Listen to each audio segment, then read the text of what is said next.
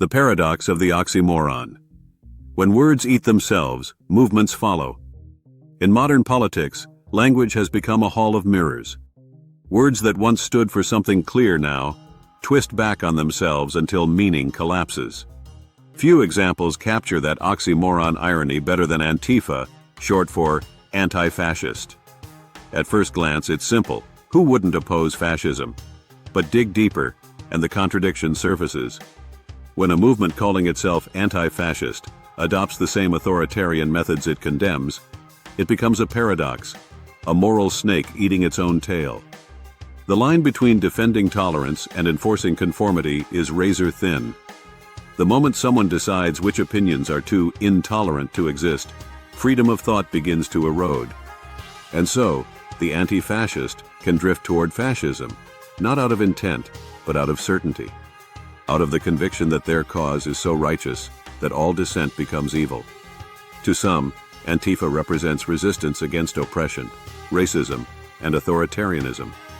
But some factions, decentralized, masked, and militant, end up mimicking the very traits they claim to destroy. They silence opposition. They intimidate dissenters.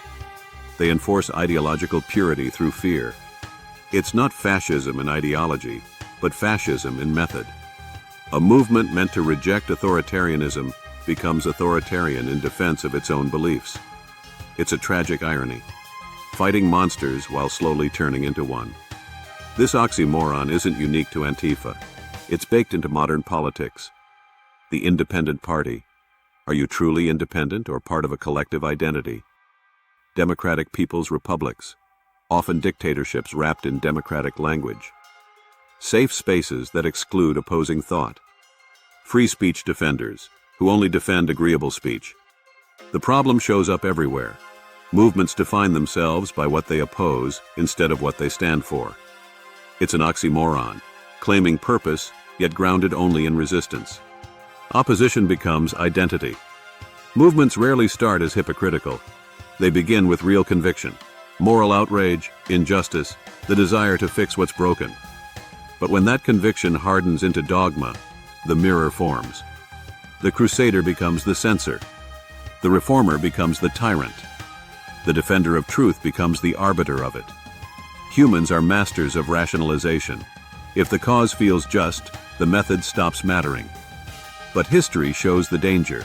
Every ideology, left or right, risks turning its ideals into instruments of control once it stops questioning itself. Being truly anti-fascist isn't about dressing in black or clashing in the streets. It's about rejecting control, even when control feels righteous. It's about refusing to silence others in the name of moral purity. Freedom must allow disagreement, discomfort, even offense, or it isn't freedom at all. The paradox of the oxymoron is that movements so obsessed with destroying tyranny often become tyrannical themselves.